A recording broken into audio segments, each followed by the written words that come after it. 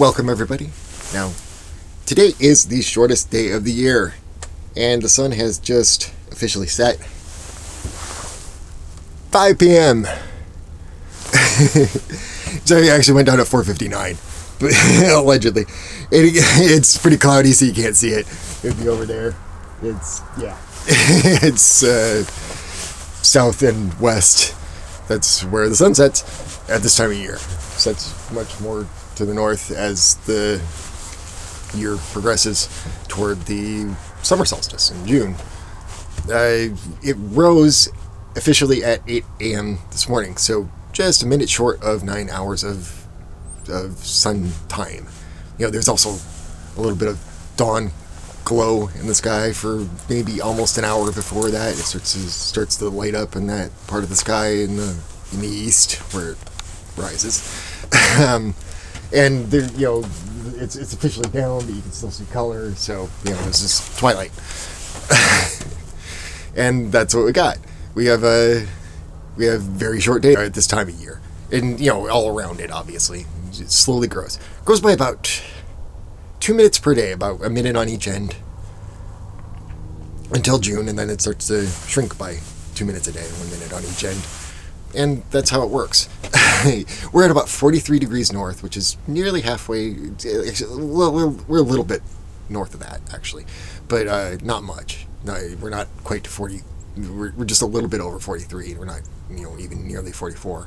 So, but it's nearly halfway between the equator and the poles, or the North Pole, not both poles. It's about halfway between equator and North Pole, and now you've probably seen that or you've seen some evidence that leads to this, that as you get farther from the equator in either direction, the length of the day change during the year gets more and more extreme, up to the point where you're actually at the poles. And there's video footage of this and stuff out there about how they have basically a 6-month daylight and then 6 months of dark at the poles. The sun sort of spirals around the horizon, moving upward a little bit. It doesn't get very high at the pole, and then later it starts to spiral downward and goes down below the horizon. It's just gone for 6 months, but that's just right at the pole. But yeah, it's definitely the case, and I have checked it out. There is a city in Indonesia called Pontianak that is right on the equator. It straddles it. The city center is about a mile south of the equator. And their daylight doesn't change much at all during the year. The difference between their longest day and shortest day is in amount of daylight is like 2 minutes, and less than a second difference every day. And that's probably more due to topography than it is to the changes in the sun rise and set times. It's probably it's going behind hills and things like that, which make it go a little bit more, a little bit less time of day. And yeah, so that's what you get. Whereas up at the poles, you get 6-month days and nights. And here we get a fluctuation of probably 6 hours or so difference between our longest and our shortest day.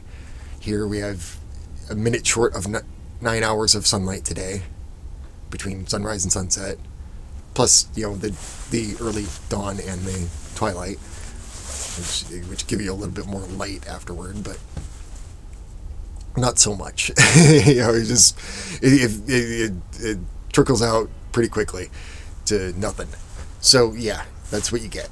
And then in the summer, we've got like 15 hours of daylight between sunrise and sunset in late June around that solstice, and that's that's even more extreme because that's during daylight saving time, so it's pushed an hour later.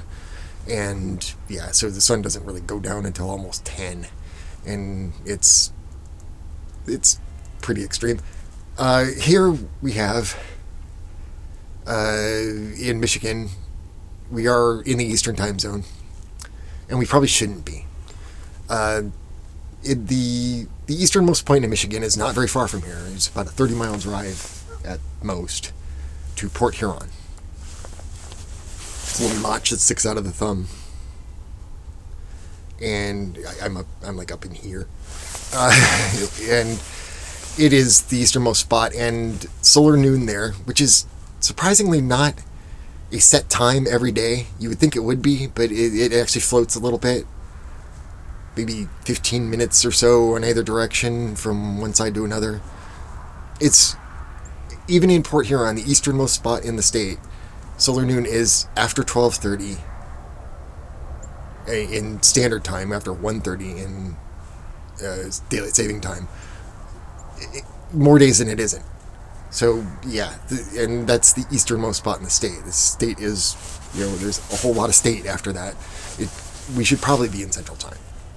In fact, the 4 counties in the Upper Peninsula that border on Wisconsin are in Central Time.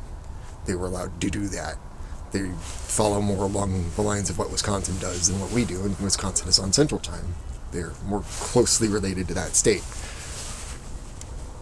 So yeah, that's what we have here. That's our day length here in Michigan on the winter solstice. Anyway, I thank you all for watching. There's all that stuff you can do down there if you so desire. And I hope that you all have the best possible day that you can have. And I will see you soon. Take care.